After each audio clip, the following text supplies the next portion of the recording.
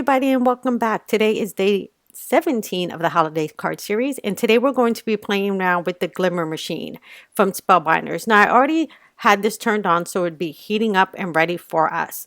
Now we're going to go ahead and get started. The machine is nice and hot. I already have my Spellbinders die cutting machine up above at a screen. And now I have my Christmas tree glimmer plate and some silver foil.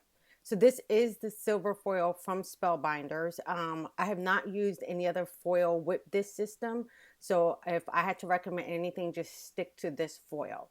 Now I am trimming this down. It's really not necessary because I'm going to be die cutting this out a little bit later. But for some reason, I felt like I just wanted to try cutting it down first to really see if that made a huge difference this time while I'm foiling. Now, since I have that trimmed down to almost the same size as the tree, I'm going to place that glimmer plate down on some pitch black cardstock from Hero Art. This is my favorite cardstock, black cardstock right now. And I'm going to put a hinge on the top. Now, I saw this done by Gina, who's like a whiz with this glimmer machine.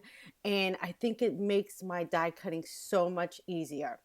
I'm going to place that foil shiny side up right underneath that die or that glimmer plate. I'm making sure to push it all the way to the top to make sure it's right tucked underneath that bird. And then when I have that like that, all I have to do now is to make sure my tape is up there. And then I'm going to take this and flip it over. You're going to flip this down, face down onto that plate. Now, I did this before and I didn't flip it down. I ended up foiling the die by accident. Don't do that. I'm pressing the button to get things heated up. And while that's heating up, I'm going to grab my two plates. So you're going to have like a frosted plate in your kit and a clear plate.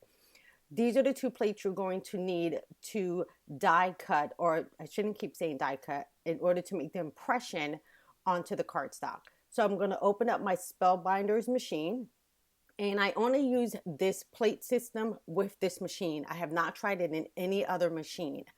Now, since my little green dot had stopped blinking, I can go ahead and put on my plates.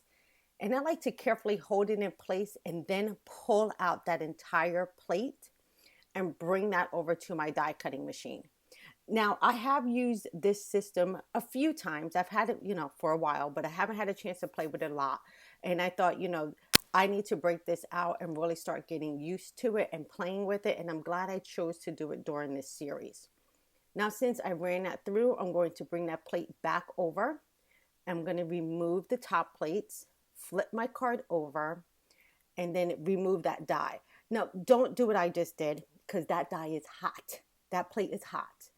Then I will remove my foil and look at this gorgeous tree. Now, there is going to be some distressing on this tree, and that's because I had to sand off the foil from the first time I messed that up. And make sure you use those tweezers and that mat to hold on to your hot plates. All right, next I'm going to go ahead and sand off any of the extra little bits of foil that I ended up getting. Again, I didn't necessarily have to do all this because I am going to be die cutting this down a little bit, but I just wanted to show you that you can get any of those over foils with a mono sand eraser. Now I'm just going to sand off a couple of the areas. I did not get a lot of over foiling on this, and I do believe that's because I trimmed down the foil. But now we have a really cute tree. Now we're going to go ahead and do that one more time. I wanted to show you twice in this video how really easy this is to do. So I'm just going to grab out some more of that foil and then place it over the image and go ahead and trim that down. Now we are way into the card series by now, and I hope you guys have been getting so inspired. I know I get to get a sneak peek of everything before you guys do, and I have been in love with everything I have been seeing. So don't forget to swing by the blog, gotjoycreations.com, and check out additional photos that are over there, as well as all of the information on the giveaways. Make sure to comment, you guys. The more you comment, the more your chances are to win. And I will link below all the giveaways and some discount codes as well. All right, now I'm going to come back in with another piece of that foil. And this time I didn't even bother to trim it down. I'm just going to go ahead and place it on there, shiny side up. I have that little hinge at the top, making sure it goes right underneath that little bird. I will press that down. And again, you want to make sure that you flip this over, down, face down. Don't do it like me. Like I said before, I didn't do it that way and I jacked up my plate. I'm going to push my little button and let everything start heating up. Now, there are plenty of these glimmer plates available at Spellbinders, and they're absolutely gorgeous. And I'm going to have a few of them to give away during this series. Now, since my foil has heated up, I'm grabbing my plate again. I'm going to gently pull that out, making sure not to shift anything, and then bring it right back into my platinum die cutting machine. I'll gently roll this through. And I would tell you, there's also a ton of foils that you can use with this system that are absolutely gorgeous. All right, I'll go ahead and remove that, put that back over on. Now, you see, I'm not pushing it back and getting it to heat up. I'm just placing it on there. And you see, this time I was smart enough to use the tweezers to get that plate off of my paper. And there you go. Now you can see the difference of the overfoiling because I did not trim down that piece of foil. But again, that is okay. I'm going to just grab my mono sand eraser, and then I can gently just go along the fibers of the paper and get that off. Now, I would tell you this sand eraser, I was a little bit nervous using it on the black cardstock, but it did not damage the black cardstock at all. And now we have two cute distressed trees for some holiday cards. All right, so let's go ahead and get into making up the card here. I'm going to grab myself a rectangle die and trim this down. Now, if I wanted to, I could have fussy cut this out to go, right along the trees, but I did want to have that stark black contrast on my card. So I would grab myself some washi tape, just lining it up to make sure I'm even, because I want to have enough room to cut my other tree out. And then I will secure that down with those two strips of washi tape, and I would do this twice and run this through my machine. Now we are ready to start building the cards. For my card bases, I am using Neenah Solar White 110-pound cardstock. This cardstock is my go-to cardstock when I am making cards. I like the weight of it, and I like that it is heavy enough to hold up to several layers if I want to put more layers onto a card panel. So I don't, prefer to use like the 80-pound. To me, that is just for me to stamp or color on. I just prefer to use the Neenah Solar White 110-pound for all of my card bases. I am using a scoreboard here for EK Success. I do like to score it with the tool that comes with this, but when I want to make my creases on my card, I always go to my Teflon bone folder. I find that I get a really nice crisp crease using the Teflon bone folder.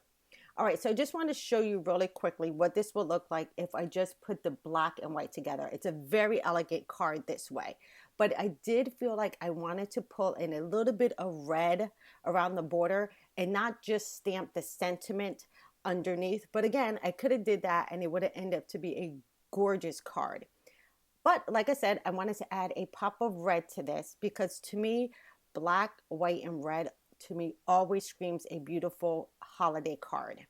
And now I have that boldness right around, and I can still stamp my sentiment below my tree. I'm going to come in with a Spellbinder set that I had since last year. This stamp set is called Christmas Joy, and I believe I might have used this stamp set last year in my holiday card series. I'm going to grab that Wishing You Joy right underneath, and I think that looks really, really good there, but I do want to make sure that I bring in my Misty so I can make sure to stamp this correctly. And I do want to heat emboss this on here, so I just want to make sure I get everything lined up perfectly. And I really like the way this font works with this tree. I think if I used a different kind of sentiment with this, something more elegant, I think it would be lost in the distressed look of that tree. I'm going to grab my powder tool to make sure that I get all the static off. But I do need to take out that rubber mat that's underneath in my Misty because this is a red rubber red rubber stamp. I need to make sure that I get that extra piece from underneath. Now I'm going to grab my Versamark ink. And this again is just clear ink. It will leave a watermark on your card, or you need to use this kind of ink if you're going to do any kind of heat embossing. I'll swing over the lid of my Misty and press that down. Now I'm going to do this twice, obviously, because we have 2 cards that we need to make today.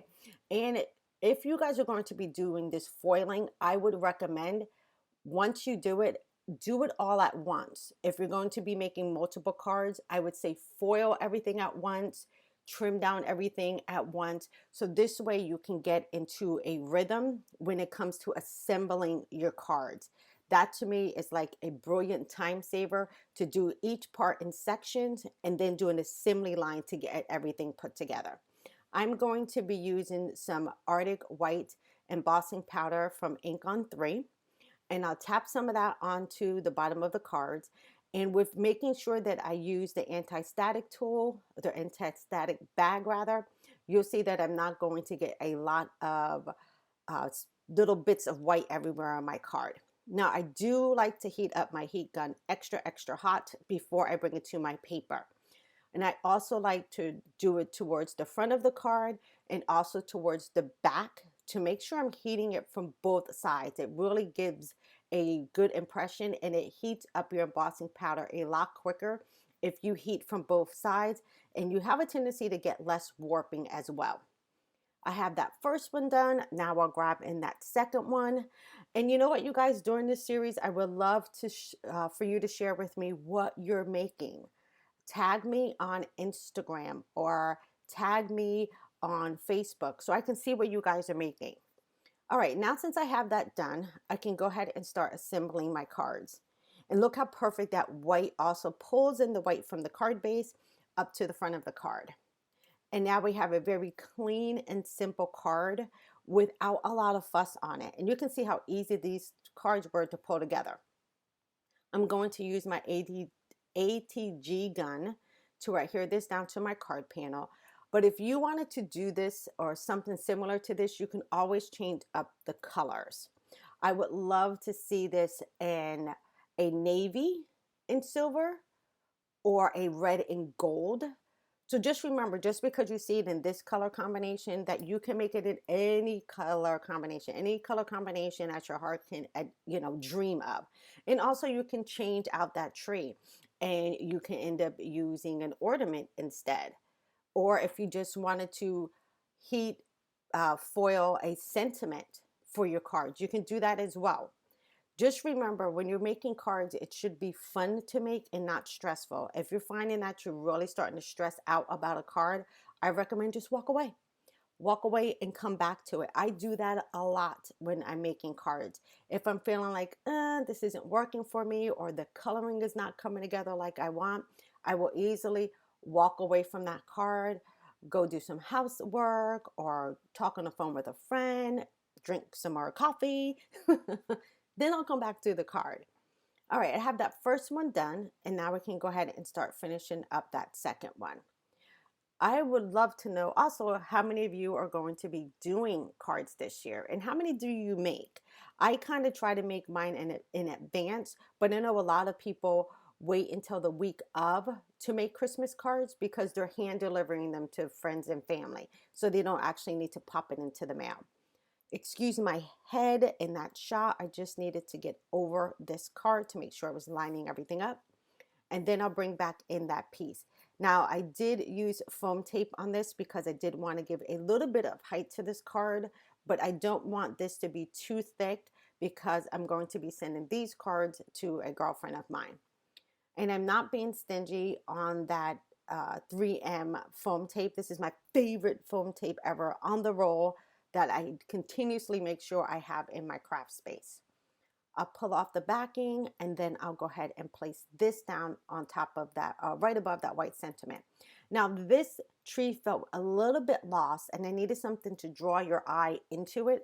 So you know me, I'm going to bring out some sequins and I'm just going to put a few of them on here. Now I was thinking about going with white, but I chose to go with silver instead to keep with that silver theme on that black card panel. So I'll grab a few of these out, just throw them onto my desk. And I have a ton of sequins, like a ton of sequins. I don't think I'll ever run out of sequins. And I'll put a trio of them towards the bottom of the card. And then towards the top, I just want to add two. I'm very big into odd number embellishments on my card. And using this kind of combination of threes and twos totally works for me.